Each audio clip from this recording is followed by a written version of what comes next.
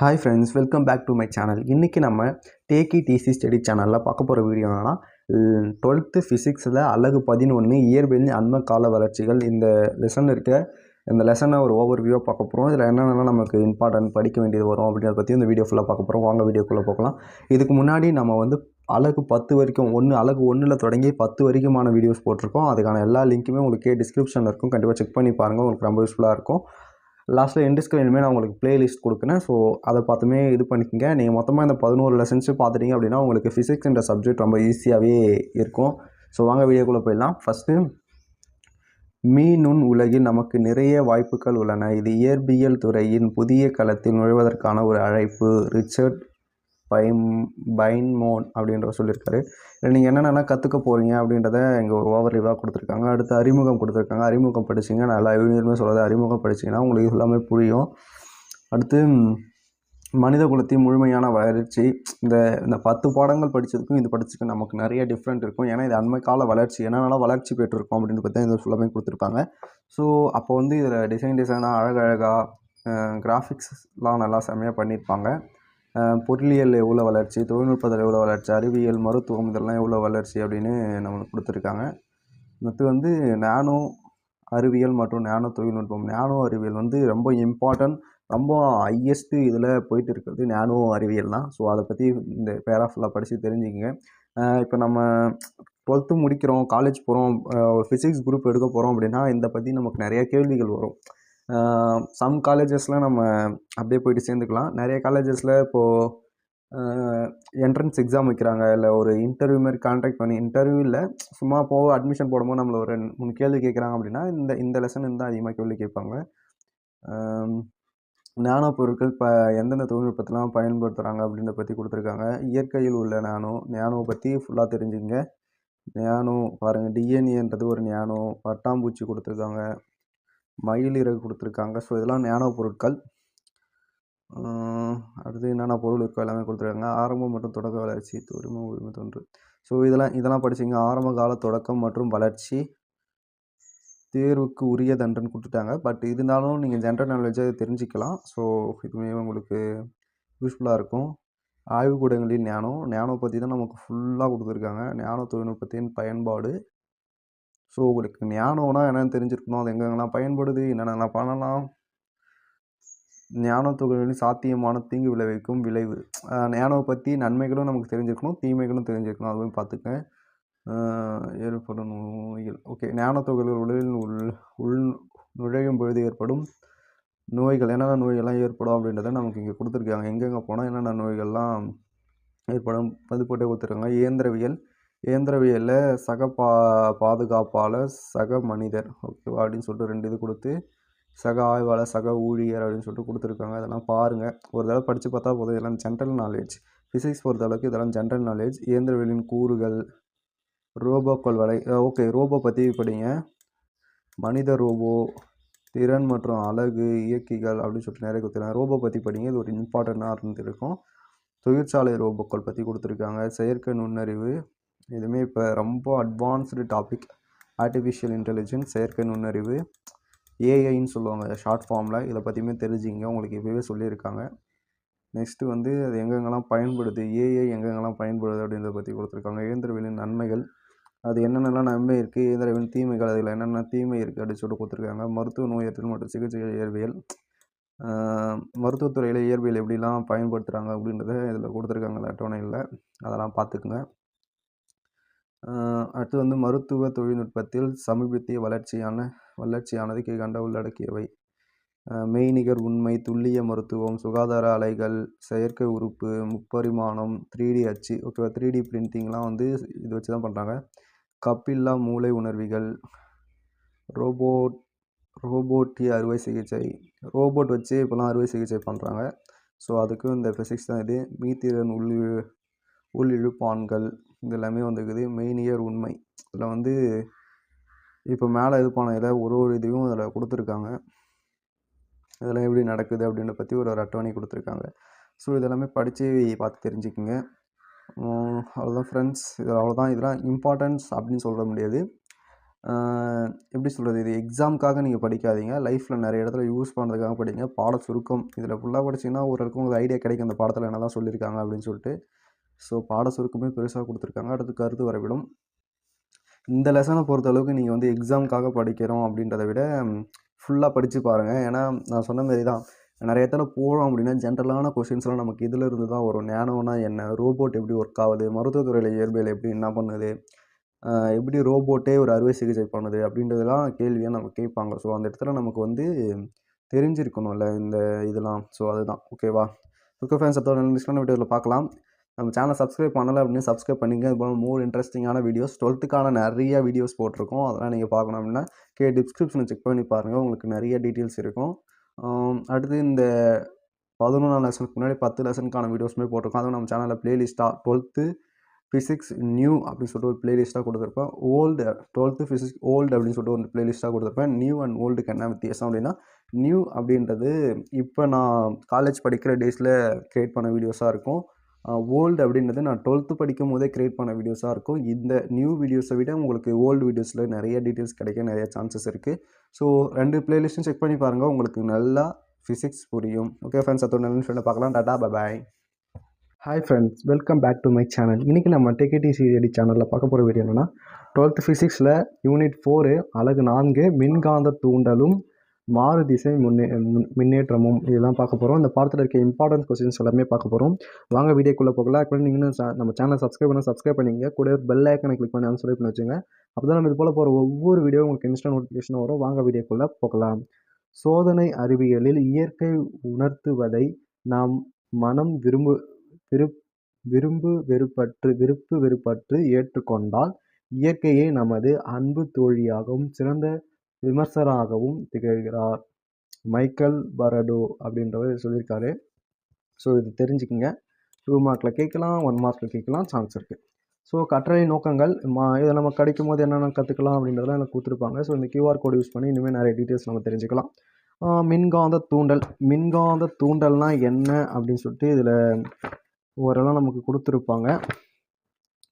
So அதெல்லாம் படித்து பார்த்து தெரிஞ்சுக்குங்க. ஏன்னா இந்த பாடம் ஃபுல்லாகவே நம்ம மின்காந்தங்கள் தூண்டல் பற்றி தான், மின்காந்த தூண்டலும் மாறுதிசை மின்னோட்டம் பற்றி தான் படிக்க போகிறோம். ஸோ அதனால் மின்காந்த தூண்டல்னால் என்ன அப்படின்ற அறிமுகத்தை நல்லா படிச்சுக்குங்க, உங்களுக்கு யூஸ்ஃபுல்லாக இருக்கும். அடுத்து வந்து காந்த பாயம் என்றால் என்ன அப்படின்னு கேள்வி கேட்பாங்க. ஸோ அதுக்கு இந்த இதை படிச்சிங்க, காந்த பாயம் படிச்சிங்க. ஒரு 3 மார்க் கொஷின். அதுக்கு வந்து இந்த எடுத்துக்காட்டு 4.1 இம்பார்ட்டண்டான கொஸ்டின். ஸோ அதுவுமே படிச்சிங்க.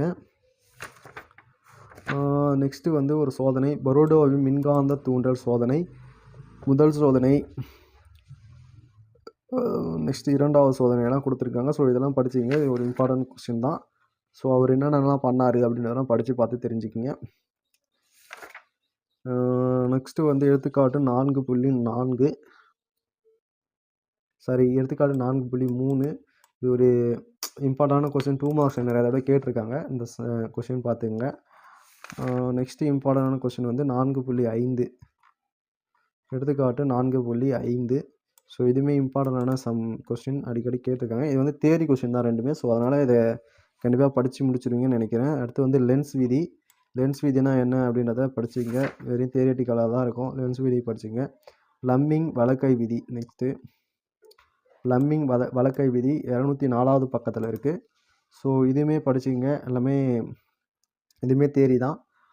3 மார்க்ஸில் நிறைய தடவை கேட்டிருக்காங்க. ஸோ அதை பார்த்துங்க.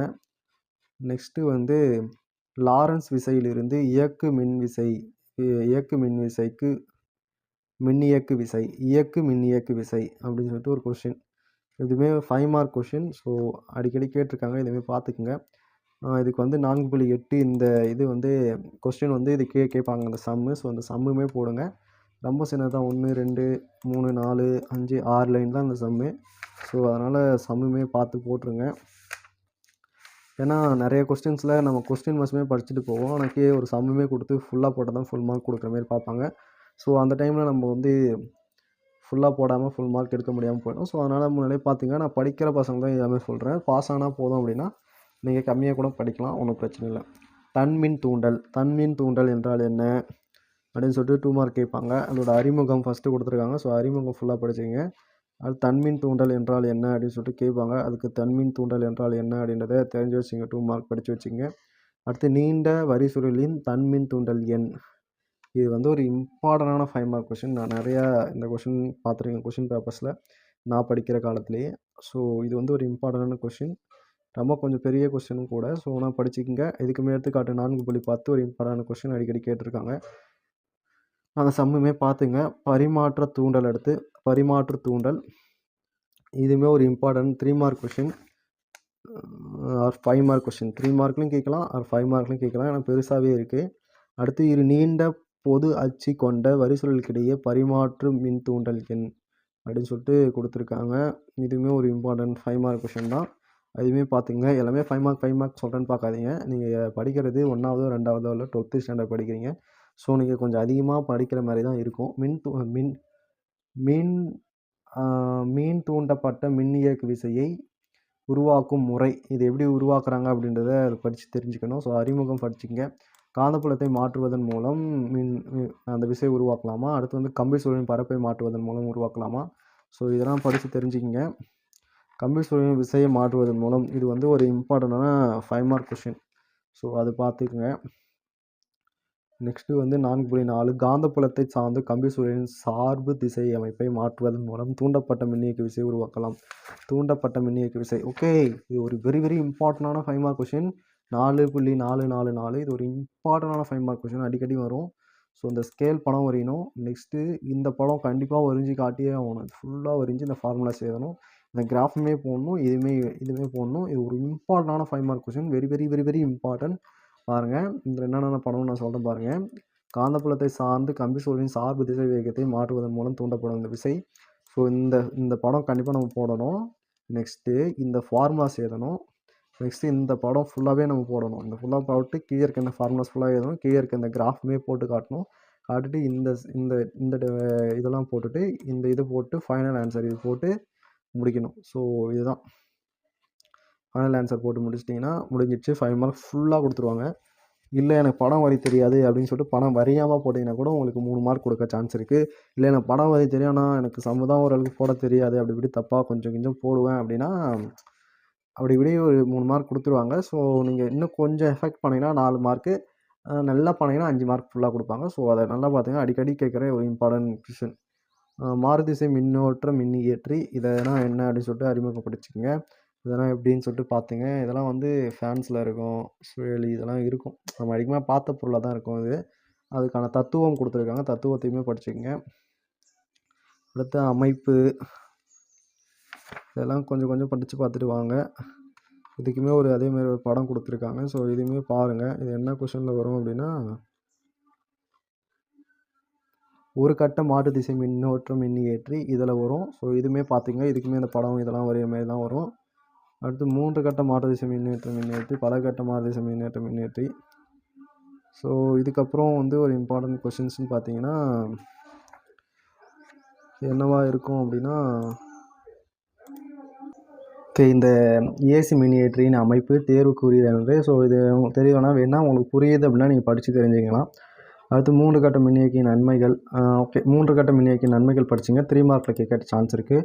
அடுத்து மின் மாற்றி. இது வந்து ரொம்ப இது டிரான்ஸ்ஃபார்ம் பற்றி படிக்க போகிறோம். நம்ம நிறைய இடத்துல டிரான்ஸ்ஃபார்மே பார்த்துருப்போம். அதுக்கான இமேஜிங் கொடுத்துருப்பாங்க பாருங்கள். ஓகேவா, இதுதான் அந்த டிரான்ஸ்ஃபார்ம். இந்த டிரான்ஸ்ஃபார்ம் நம்ம அடிக்கடி பார்த்துருப்போம். ஸோ அதை பற்றி படிக்க தான் இது. மின்மாற்றி என்பது ஒரு சுற்றிலிருந்து அப்படின்னு சொல்லிட்டு பயன்படும் கருவியாகும். அதன் அதிர்வெண் மாறாமல் மாற்றுவதற்கு பயன்படும் கருவி. ஸோ அதெல்லாம் என்னென்னு தெரிஞ்சுங்க. மின்மாற்றியின் அமைப்பு மற்றும் செயல்பாடு அது எப்படி இருக்கும் அப்படின்ற தத்துவம் இதெல்லாம் கொடுத்துருக்காங்க. ஸோ இது ஒரு இம்பார்ட்டண்டான 5 மார்க் கொஷின். கண்டிப்பாக நீங்கள் படிச்சிருவீங்கன்ற நம்பிக்கை எனக்கு இருக்குது. ஏன்னா நம்ம டே டு லைஃப்பில் யூஸ் பண்ணுறது. ஸோ இதை புரிஞ்சு படிச்சிங்கன்னா உங்களுக்கு ஈஸியாகவே இருக்கும். நெக்ஸ்ட்டு வந்து மின்மாற்றியில் ஏற்படும் ஆற்றல் இழப்பு. இது வந்து ஒரு 5 மார்க் கொஷின் தான். வெறியும் தேரி தான். ஓகேவா, வெறியும் தேரி தான். இதை வந்து படிச்சுக்கிங்க. ஒரு 5 மார்க் கொஷின். 3 மார்க்கில் கூட கேட்டிருக்கேன் சில டைம். நீண்ட தொலைவு மின்திறன் அனுப்புயில் மாறுதிசை மின்னோட்டத்தின் நன்மைகள். இதுவுமே தியரி கொஸ்டின் தான். பட் லாஸ்ட்டாக கொஞ்சம் சம்ஸ் வருது. ஸோ அதை படிச்சுக்கங்க. திறன் அமைப்பு ஒரு பார்வை அப்படின்னு சொல்லிட்டு ஒரு பாக்ஸ் கொடுத்துருக்காங்க. இது உங்களுக்கு தேவைன்னா நீங்கள் படிச்சுக்கங்க. நெக்ஸ்ட்டு 4.16 இது ஒரு இம்பார்ட்டண்டான சம். இந்த சம்மு பார்த்துங்க.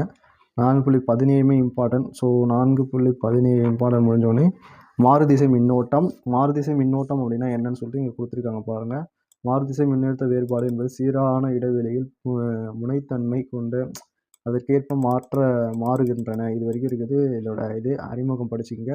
அதுக்கான படமும் போட்டிருக்காங்க. அடுத்து வந்து சைன் வடிவ மாறுதிசை மின்னழுத்த வேறுபாடு அப்படின்னா என்ன அப்படின்னு சொல்லி கொடுத்துருக்காங்க. இது பார்த்துங்க. மாறுதிசை மின்னோட்டத்தின் சராசரி மதிப்பு அப்படின்னு சொல்லிட்டு ஒன்று கொடுத்துருக்காங்க. இதுக்கு நம்ம கொஞ்சம் சம் போடணும். நெக்ஸ்ட் பேஜில் இங்கே இருக்குது பாருங்கள். கொஞ்சம் சம போடணும். இதெல்லாம் தியரிட்டிக்கலாக படித்து எழுதுற மாதிரி தான் இருக்கும். ஸோ இதுவுமே பார்த்துங்க. அடுத்து மாறுதிசை மின்னோட்டத்தின் ஆர்எம்எஸ் மதிப்பு. ஆர்எம்எஸ் மதிப்பு எப்படி கண்டுபிடிக்கிறது அப்படின்னு சொல்லிட்டு கொடுத்துருப்பாங்க. ஸோ இதுக்கு ஒரு ஃபார்முலா இருக்குது. இருமடியாக்கப்பட்ட அலையின் ஒரு சுற்றின் பரப்பு, ஒரு சுற்றின் அடிப்பக்க நீளம். நெக்ஸ்ட்டு இது பெரிய இதுவாக இருக்குது. பட் இருந்தாலுமே உங்களுக்கு புரிஞ்சிச்சுன்னா இது ரொம்ப ஈஸியாக தான் இருக்கும். ஸோ இதெல்லாம் பார்த்து போடுங்க. இது ஒரு இம்பார்ட்டன்ட் 5 மார்க் கொஷின். நெக்ஸ்ட் பேஜில் உங்களுக்கு தெரியுமா அப்படின்னு சொல்லிட்டு இங்கே ஒரு பாக்ஸ் கொடுத்துருக்காங்க. இது படித்து தெரிஞ்சுங்க. நெக்ஸ்ட் எடுத்துக்காட்டு சம் 4.19 ஒரு இம்பார்ட்டண்டான சம்மு. ஸோ அதுவுமே பார்த்துங்க. நெக்ஸ்ட் கொஷின் பார்த்தீங்கன்னா மின்தடையாக்கிகளில் மட்டும் உள்ள ஏசி சுற்று அப்படின்னு சொல்லிட்டு ஒரு கணக்கு இருக்குது. 3 மார்க் கொஷின் ஆர் 5 மார்க்லேயும் சில டைம் கேட்கலாம். ஏன்னா இந்த இடத்து வந்து தூண்டி மட்டும் உள்ள ஏசி சுற்று, இது ரெண்டையும் சேர்த்து 5 மார்க்கில் கேட்கலாம். தனித்தனி 3 மார்க்கில் கூட கேட்கலாம். ஸோ இதெல்லாம் பார்த்துக்குங்க. நெக்ஸ்ட்டு வந்து மின்தேக்கி மட்டும் உள்ள ஏசி சுற்று, இதுவுமே ஒரு 3 மார்க் கொஷின் ஆர் 5 மார்க்கில் பார்க்கலாம் சான்ஸ் இருக்குது. நெக்ஸ்ட்டு ஒரு பெரிய பாக்ஸ் கொடுத்துருக்காங்க. இது உங்களுக்கு தேவைப்படுச்சு அப்படின்னா படிச்சுக்கோங்க. நெக்ஸ்ட்டு 4.20 உங்களுக்கு தெரியுமா சொல்லிட்டு இஎல்ஐ என்றால் என்ன அப்படின்னு சொல்லிட்டு ஒன்று கொடுத்துருக்காங்க. அடுத்து வந்து எடுத்துக்காட்டு 4.20 இம்பார்ட்டண்டான சம்மு. நெக்ஸ்ட்டு வந்து மின்தடையாக்கி, மின்தூண்டி மற்றும் மின்தேக்கி ஆகியவற்றை தொடர் இணைப்பில் கொண்ட ஏசி சுற்று கொண்ட ஆர்எல்சி சுற்று. Very very very very important question. RLC சுற்று. இதில் வந்து நீங்கள் இந்த படம் வரையணும், இந்த படம் வரைஞ்சி காட்டணும், இந்த இது போடணும். அவ்வளோதான். அதிகமாக தியரிகள்லாம் எழுதாதீங்க, அதெல்லாம் வேஸ்ட்டு தான். ஸோ இந்த பாக்ஸ் போட்டு இது ஃபைனல் ஆன்சர் போட்டிங்கன்னா ஓகே. அடுத்து இந்த ஃபார்முலாஸ்லாம் படிச்சுக்கோங்க. ஆனால் இந்த கொஷின் வந்து ஒரு very very very important question. எதுனா மின்தேக்கி, மின்தூண்டி மற்றும் மின்தேக்கி ஆகியவற்றை தொடர் இணைப்பில் கொண்ட ஏசி சுற்று தொடர் ஆர்எல்சி சுற்று. அது வந்து இம்பார்ட்டன்ட் கொஷின். தொடர் ஆர்எல்சி சுற்றை ஒத்திசைவு ஆமாம், இதுவுமே கொஞ்சம் இம்பார்ட்டன்ட் கொஷின் தான். இது ரெண்டுத்தில் எதனா ஒன்று அடிக்கடி வரும். ஸோ இதுவுமே இந்த ஃபார்முலாஸ்லாம் எழுதணும். இந்த ஃபார்முலாஸ்லாம் எழுதிட்டு நெக்ஸ்ட் பேஜில் இன்னும் கொஞ்சம் இருக்கும். ஆனால் இந்த படம் வரைஞ்சி காட்டணும். ஸோ அதெல்லாம் முக்கியம். வரைஞ்சி காட்டிட்டு தர காரணி ஓகே, அதெல்லாம் தேவையில்லை. நெக்ஸ்ட்டு என்ன இம்பார்ட்டன்ட் கொஷின் பார்க்கலாம். இந்த 2 கொஷின் படிச்சிருங்க. நிறையவே இம்பார்ட்டன்ட் தான் இந்த கொஷின்ஸு. ஸோ நீங்கள் படிச்சிருவீங்க அந்த நம்பிக்கையோடு தான் இந்த வீடியோஸ் பண்ணிகிட்டு இருக்கேன். உங்களால் எந்த அளவுக்கு முடியுதோ அந்த அளவுக்கு படிங்க. படிக்கிறது ரொம்ப இம்பார்ட்டன்ட். 4.22 எடுத்துக்காட்டு. இதுவே ஒரு இம்பார்ட்டன்டான சம்மு தான். நெக்ஸ்ட்டு பேஜில்